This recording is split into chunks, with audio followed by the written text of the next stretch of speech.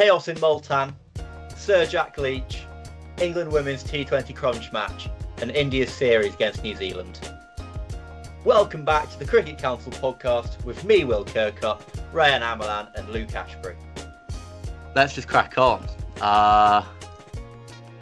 We'll start with England v Pakistan. It's all been kicking off over in Multan. From the pictures coming out of the stadium there. We'll start with the Pakistan team selection because it's raised a lot of eyebrows. It's the obvious starting point. So they've dropped, as I'm sure if you're listening to this pod, you probably already know, that they've dropped Babar Azam, Shaheen Shah Afridi and Naseem Shah for the second test, which starts tomorrow on Wednesday. It seems like it's a strange decision for me. I'd at least have one more seamer because they've only really got Jamal as a seamer, and dropping your best batter in what I'd like to think is quite a big series. Like this isn't, if it is genuinely a case of we're resting him, it's not the right time for rest. It's not the time to rest a player. So I think it's odd, really. Ray, I'll come to you. Yeah. What are your thoughts on these selections? Shocking. That's my first reaction. Babar Azam is an current gen icon of Pakistan cricket. It's like dropping Virat Kohli or Rohit Sharma from an Indian team. That's the context. So I think the current state of Pakistan Cricket Board is in a tumultuous state, not in a very good state. It shows the current selection committee. They keep on changing the selection members, coaches, captains. That's not a good sign for Alim Dar, the funny Alim one. Dar in the See, when you heard the name of Alim Dar in selection panel, that's horrendous. Yeah, But when you think as Babar Azam, a batsman of his stature, it's really hard for him to take, whether it's dropped or rest. It's really, really hard for him in his point of view. So he's the best batter in the rankings and in terms of talent as well. So it's really hard for him. Whether if he's going to play in the next series or whatever, right now he's currently mentally unstable, I guess, because of the current selection committees. I don't know. It's surely not about his desire. So I'm sure he wants to play. He wants to make runs, but something is going behind the scenes of Pakistan Cricket Board, and that's not a good sign for them and its fans. So it's really sad. As a neighboring nation, it's really, really sad for Pakistan. Yeah, Luke. It's a bit like England dropping Joe Root when he perhaps didn't have the best form of his life, probably 5 or 6 years ago now. Which, I mean, thank God we didn't do that. And yeah, it seems strange, doesn't it? Yeah, very, very odd. I know he's obviously not been in great form. I think he's only averaged 20 since 2023, which a player of his caliber is obviously quite shocking. Maybe he does need a rest. Maybe his brain is a bit scrambled. But yeah, with the two fast bowlers as well, they're still young. Obviously, it was difficult conditions in the first test, but I think disposing of them at this stage is really bizarre. And I think, as you touched on, they're only playing one seamer in the next match and three or four frontline spinners. So yeah, with the spin, they've sorry to cut you off. So if you include part-timers, they've got 7 spin options for the next test. Yeah. Well, I mean, playing on the same wicket in Multan. I mean, you hope on the 9th and 10th day it might spin a little bit. But yeah, it's going to be really interesting to see how the pitch plays, because as far as I'm aware, in Test cricket, there's never been a pitch used in back-to-back tests. So yeah, who knows what will happen? Well, yeah, the state of the pitch has been. It always reminds me. I think I've said this on a podcast before, on a previous one before, how funny a game cricket is, and that the main press coverage surrounding this next test has been the surface as opposed to the actual people playing, which I just think is a quirk I enjoy that you don't really get in other sports. You got the pictures of the fans on either end, then they've been watering it and then drying it out really quickly to see what happens, I suppose. What I want to ask really is, could this be a masterstroke from the Pakistanis? Could we look back and say, wow, they were really proactive. They changed everything in a desperate bid to change their results, and it worked? Or is it just going to be a total implosion? Are England going to just romp to 2-0 series win, and total carnage for the Pakistanis? What do we reckon? For me, I think it might level the playing field if it does really, really spin. But I'm looking at the spinners that Pakistan have picked, and they're not young by any means. I think the oldest is 38 and the youngest is 33. Yeah.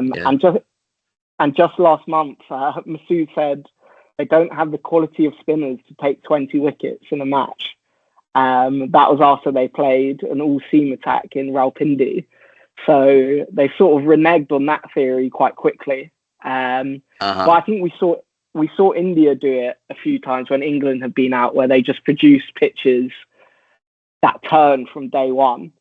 And I think that does level the playing field, because that traditionally playing spin bowling's not been English's strongest suit, and maybe we haven't had the best spinners going out to the subcontinent. But with Leach and Bashir, I mean, I'm confident that they'll be able to bowl as well as the 3 or 4 frontline Pakistani spinners. So I don't think it'll bother England too much.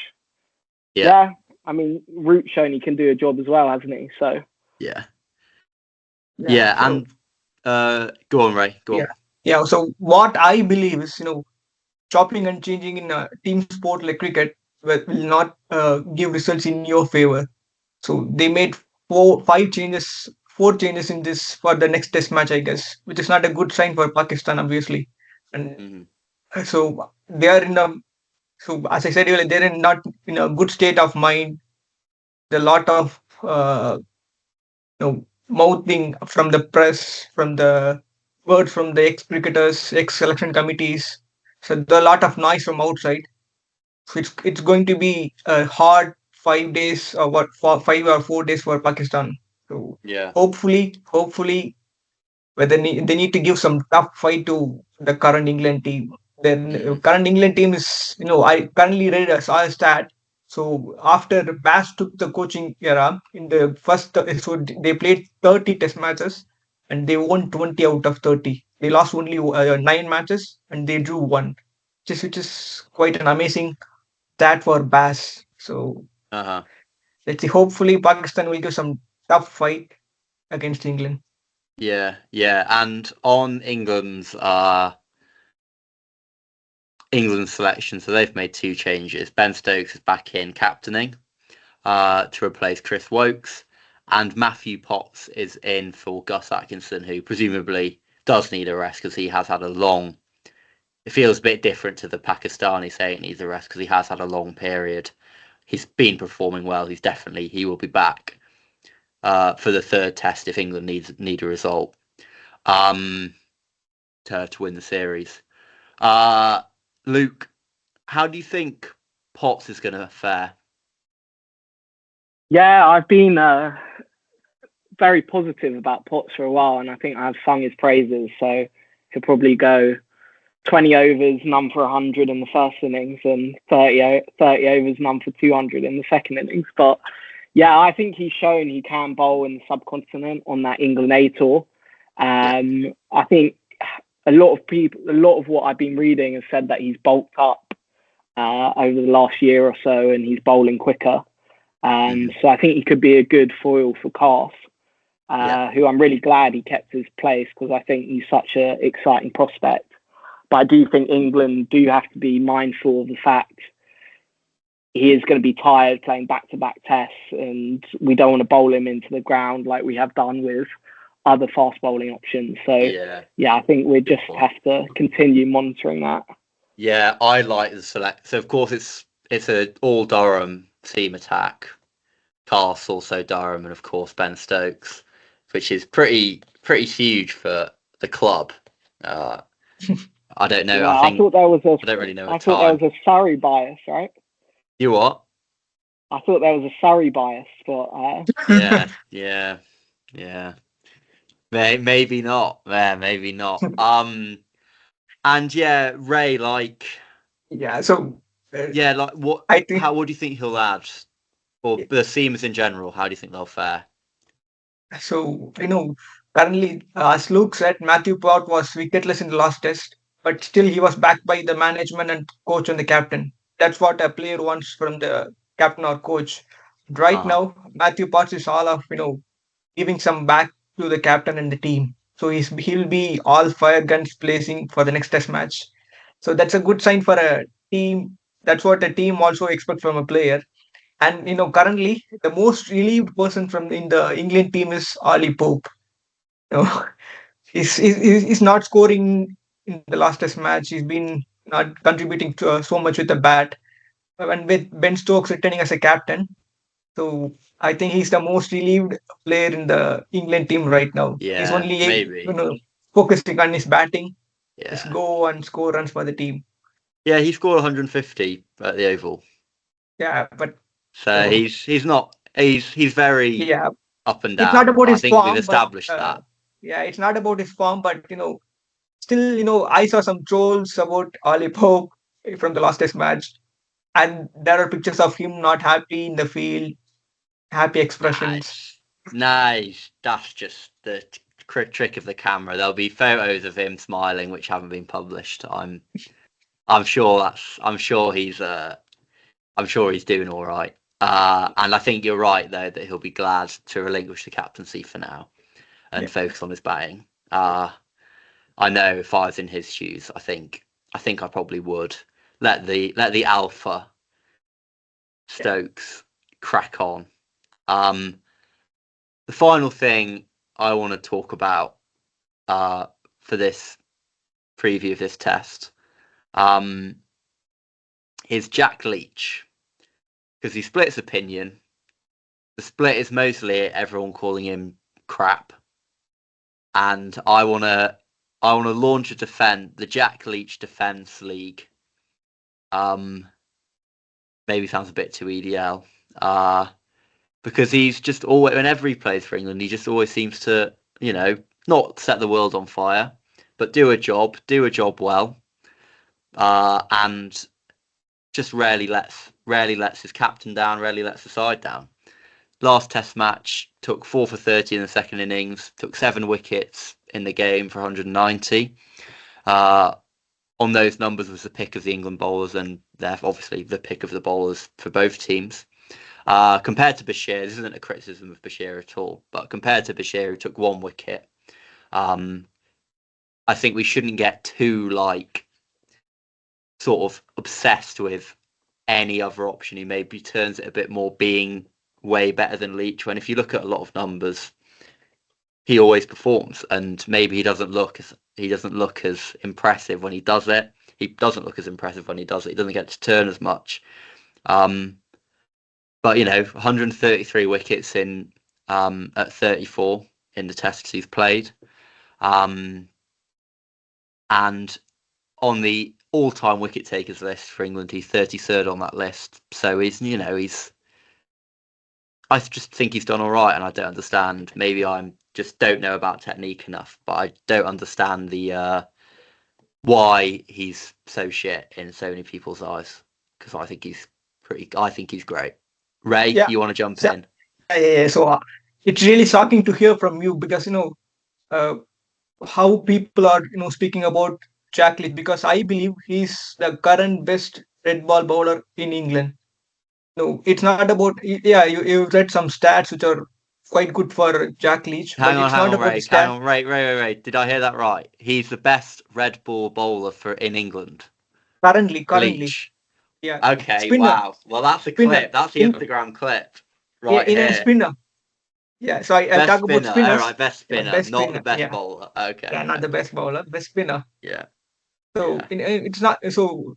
In his first Ashes series, that itself shows how what's the temperament of Jack Leach. The Headingley Test with Ben Stokes for the last wicket partnership. That itself shows his temperament. So he wants his team to win. That's what a captain expects from a player. And whenever the captain gives the ball to Jack Leach, he tries to bring a wicket. So I feel he needs to play every test match instead of Shoaib Bashir. That's my opinion. Wow, Luke.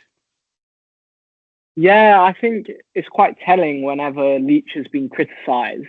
Stokes and the rest of the players have been very quick to defend him. I think he's obviously a very popular member of the team. And also, I think they realise what a valuable job he does. Some people, I guess, just see the scorecards and might see him not taking many wickets. But he does do that job of holding and end up so well. Which then allows other bowlers to be more experimental. And I think, yeah, he's a really important cog in this Ben Stokes side. And you reading out that, I know his average isn't great overall, but something I read recently is how well he bowls in the second innings, which is where you expect your spinner to be doing the damage and where actually the most pressure is on the spinner.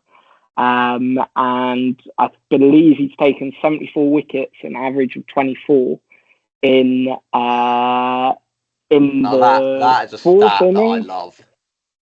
Exactly. So that shows how important he is, and that's when you want your spinner to be winning you games of cricket. So yeah, long live Jack Leach. Long live Jack Leach. Clip that up. My goat right there. My absolute goat right there. Boys, before we move on from England, is there anything I've missed? Anything you want to add? I think all I'll England say will win. is... Yeah, so what's the win percentage for both the teams? Like, do you guys think Pakistan have any chance of win this test match? Or how you guys will think the test match will pan up? Like, whether they will score a max amount of runs? New plan. I know absolutely jack about the Pakistani spinners. I know very little, but I just like that they're. I mean, it's hard. It's bad planning long term with dropping Shaheen Freedy and Naseem Shah. But I think they've just looked at what's happened and thought we're just going to try something completely different because nothing's working for us at the moment. So we're just going to try this new thing and be completely quite radical with it and just see what happens. And I quite like they're being proactive. It might not work, but it wasn't working before. But if I had to put money on it, I'd still put money on an England win just because they're a team in form. They've shown that their batters are in very, very good form at the moment. And especially, whoever wins the tops, it's nailed on bat first wicket. Because surely by day 10, well, day 5, but day 10, there'll be quite a lot of turn. So you need to bat first. And if England win the toss and bat first, it will be a tough ask for Pakistan. But I guess there will be some reason for bringing 4 spinners. So they brought a left arm off spinner called Nauman Ali and a leg spinner called Shahid Mohammad. So both were played. Shahid Mohammad played only 2 test matches, which was against England when England lost to Pakistan. So he's a leg spinner, and so I think there will be some reason for bringing in 4 spinners. So let's see. I think the ball will spin at maybe at the end of day 2 or from day 3, I guess. Yeah. But I guess the team who will win the toss will choose to bat first. Need to post a mammoth total like 500 plus. Need to win a test match by an innings. Yeah. Luke, England win? Yes. I will caveat it, as you have said, that the toss is quite important. But yeah, I think Root and Brooke are particularly licking their lips when they've seen the selection. And I think if it is a raging bunts and it does start turning, I think England will just go ultra attacking.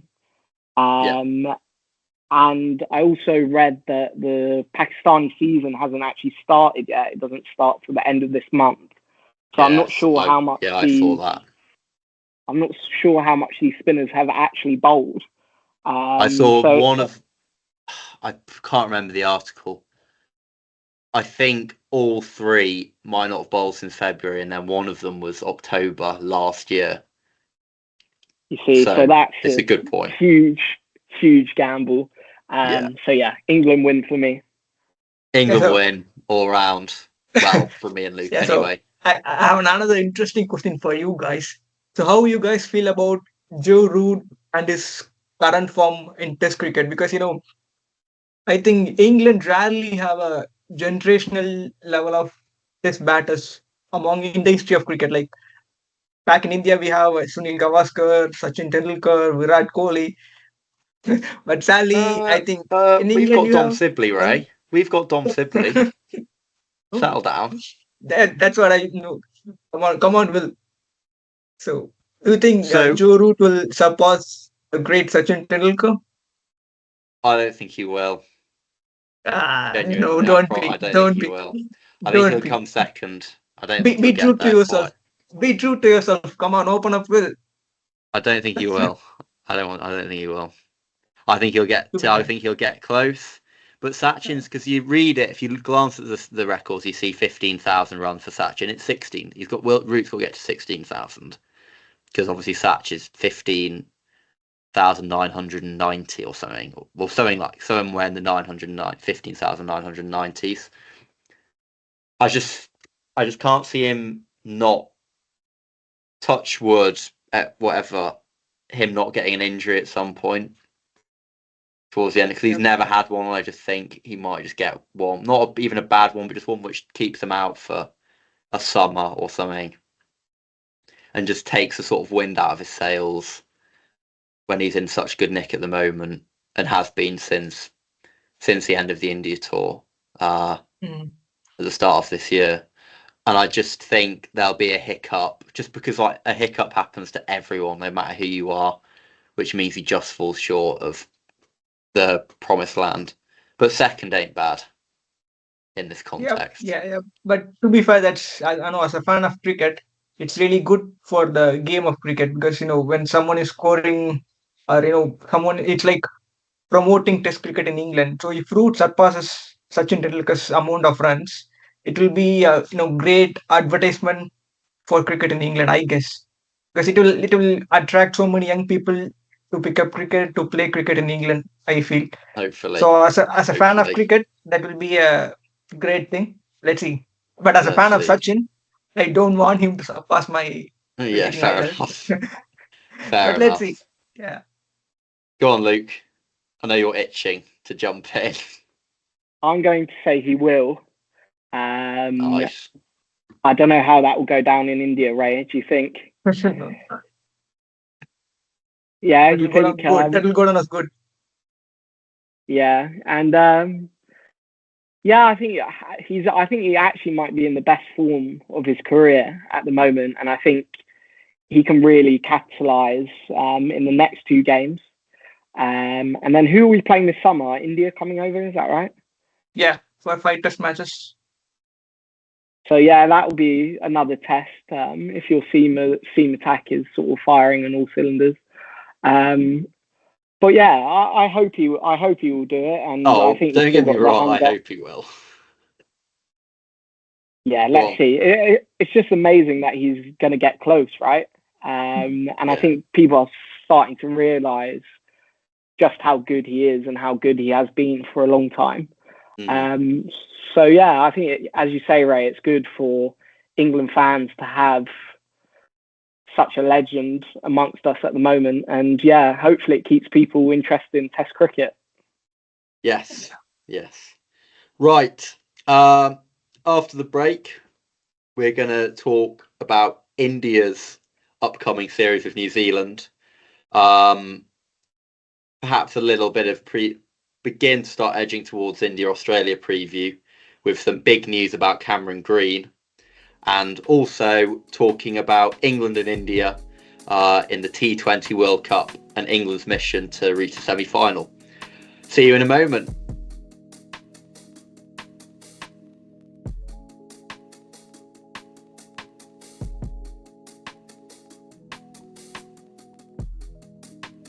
Hello and welcome back to the Cricket Council podcast. I think we're gonna definitely move on from England men's cricket and onto the women's cricket. So they're currently playing in the T20 World Cup. It was supposed to be played in Bangladesh, and now it was moved to Dubai, basically, in the UAE. If you're listening to this poll, I'm sure you're aware of all that already anyway. In terms of England, they pretty much need to beat West Indies tomorrow to qualify for the semi-final because of stipulations with their net run rate. It's all slightly confusing, but pretty much the way it's panned out means even though England have already won their first 3 games, tomorrow's close to a must-win. It's close to a quarter-final knockout style game, and whoever wins, obviously, go through to the semi-final. Have you guys caught much of it? Yeah, so I saw the glimpse of yesterday's game between India and Australia. Of course, yeah. For in the women's team perspective, it's another heartbreak for the Indian women team and Indian fans as well. And in every World Cup, Kiwis have always been the barrier for both Indian men and women's team. So we lost the first match against Kiwis, and which hurt us again. Mm-hmm. Let's see. So the best thing is, in a country like India, where there's so many political reasons behind the women's everything. So a women team, having something to cheer up for the fans is a great thing. Let's see, in the near future, I'm hoping they'll lift a major tournament to give something back to the fans. Mm-hmm. Yeah. But no, in a tournament perspective, Australia, as always, major, the team to win a trophy. And then the other group, as you said earlier, I'm sure you guys are happy because England are in a run of unbeaten run. Like they won the T20 series against New Zealand before the World Cup, and now they're they won unbeaten. Another as well. Yeah, and they are unbeaten in the current World Cup as well. So I feel it's going to be England versus Australia in the final, I guess. Yeah, so if England win, then they won't play Australia in the semi-final. I'm not sure. So if England wins tomorrow, they will face New Zealand, I guess. Yeah, it's whoever is second in the other group. Yeah, New Zealand. So, and then England definitely finish top because they will have won all their matches if they win tomorrow. Luke, did you catch any of England, Scotland, or any highlights?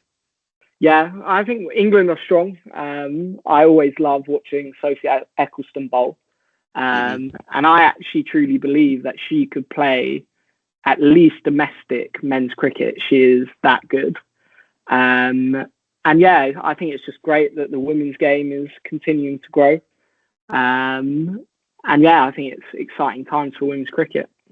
Yeah, I mean, I watched the highlights of England, Scotland, and I thought it was the thing with the Boucher and Wyatt Hodge partnership is that it was like quite Jamie Smith-esque, as it was quite measured hitting, and they never really looked like getting out at all.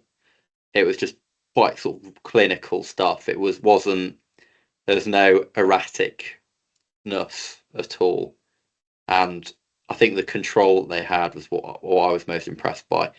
There was one moment where the Scottish bowler Olivia Bell dropped Maya Boucher on 12, and it was a pretty simple caught and bowled, and I just thought,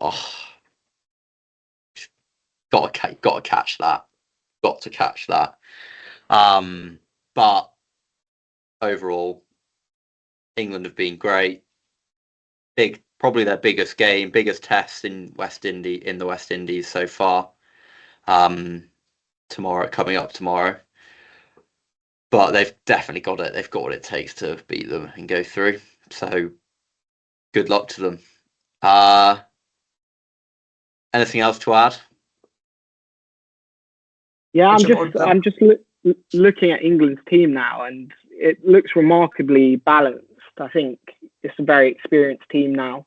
You've obviously still got Heather Knight captaining.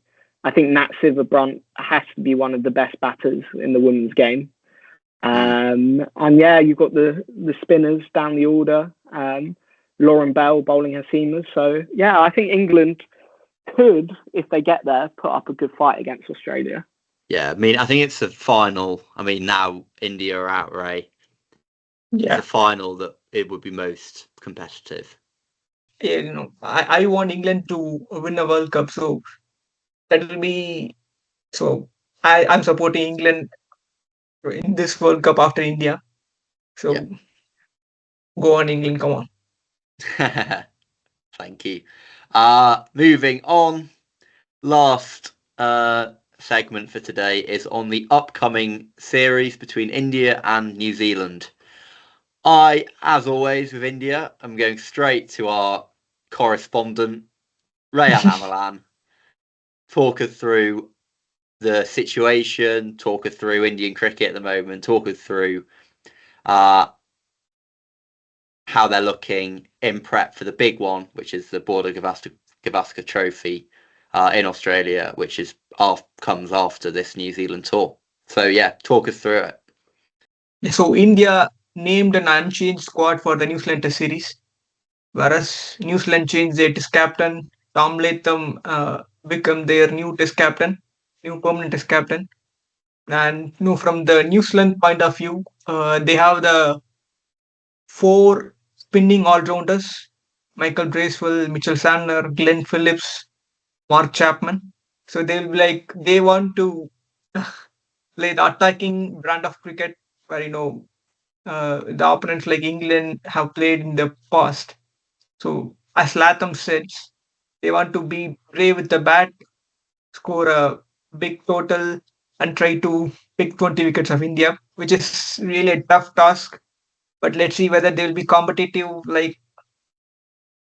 Because whenever any teams playing a test match against India in India, 75% of the match result was we know the results.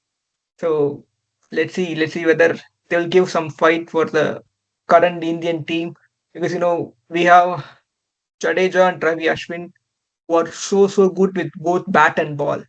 So when you have a player like Jadeja and Ashwin who will help the team to score runs, will pick wickets as well.